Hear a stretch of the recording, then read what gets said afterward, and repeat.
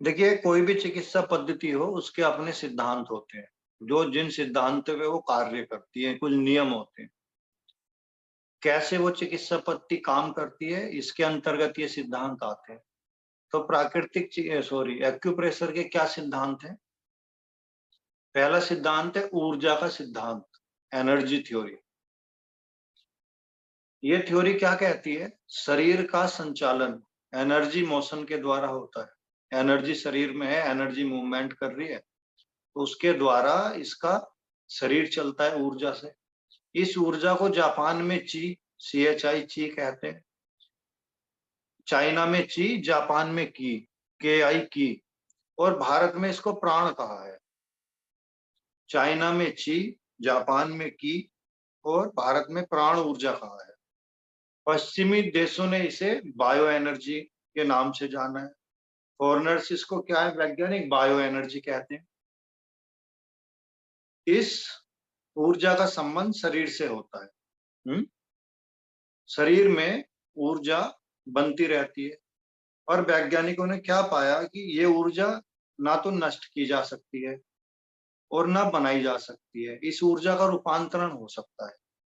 इस बात को भारतीय ऋषियों ने ध्यान साधना और अनुभव के द्वारा जान लिया था कि ये जो ऊर्जा है, ब्रह्मांडीय ऊर्जा कह लो, ये है, इसके उपयोग किए जा सकते हैं, ना हम इसको बढ़ा सकते हैं, ना घटा सकते हैं, ना नष्ट कर सकते। जब इस ऊर्जा के प्रभाव में, यही ऊर्जा शरीर में भी बह रही है, जब इस ऊर्जा के बहने में या इसके प्रभाव में कोई रुकावट आ जाती है या अवरोध पैदा हो जाते हैं किन्हीं कारणों से, तो हमारे शरीर में रोग उत्पन्न हो जाते हैं। एक्यूप्रेशर चिकित्सा में पॉइंट दबा के ये जो रुकी हुई ऊर्जा है, इसको चैनलाइज किया जाता है या सुचारू रूप से बहाया जाता है शरीर में, जहां जहां रुक गई। तो जब ये ठीक तरह से बहने लगती है, तो हमारे रोग दूर हो जाते हैं। तो एनर्जी के सिद्धांत पे काम करता है, एनर्जी का एक सिद्धांत है। फिर अगला सिद्धांत है ऊर्जा प्रवाह का सिद्धांत, पाथवे ऑफ एनर्जी।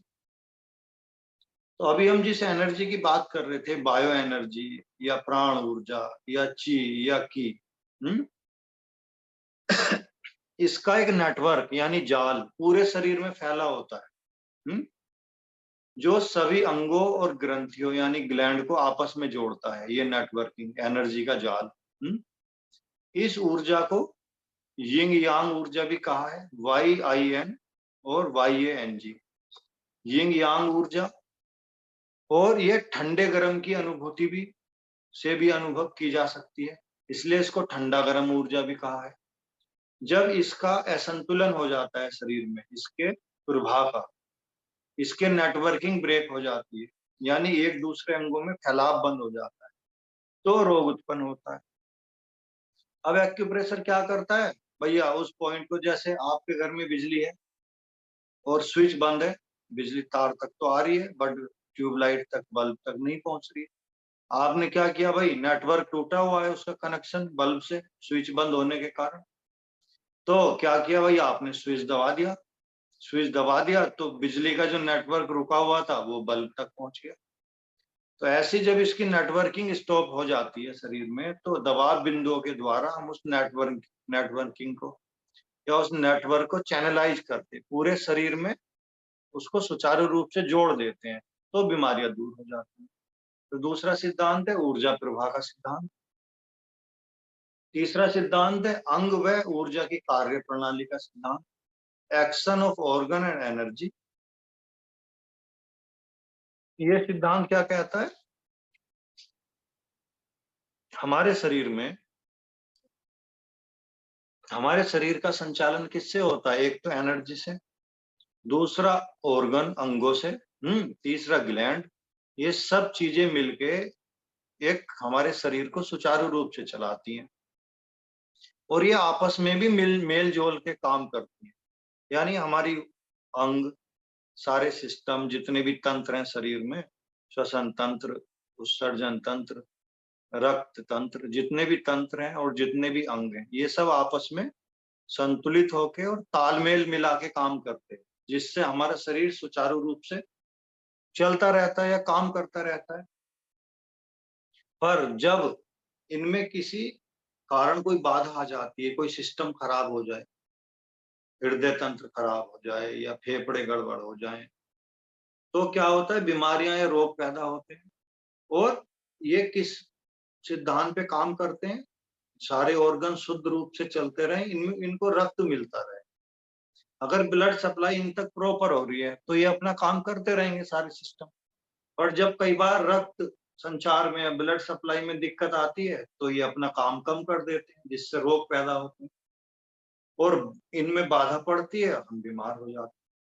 तो एक्यूप्रेशर चिकित्सा में इन अंगों तक दबाव बिंदुओं के द्वारा रक्त की उचित सप्लाई और संचार बनाया जाता है, जिसके कारण हमारे क्या है, रोग दूर होते हैं। तो एक सिद्धांत ये था, अंग व अंगों की कार्य प्रणाली में मदद करता है एक्यूप्रेशर। फिर अगला सिद्धांत है एक्यूप्रेशर का शारीरिक सिद्धांत। यह क्या कहता है? वैज्ञानिकों के अनुसार हमारी रक्त नलिकाएं और स्नायु, नर्व्स, उनके छोटे छोटे हिस्से हमारी हाथ पैर की उंगलियों के अंतिम सिरों तक पहुंच जाते हैं, जिन्हें हम कोर भी कहते हैं, फिंगर टिप भी कहते हैं।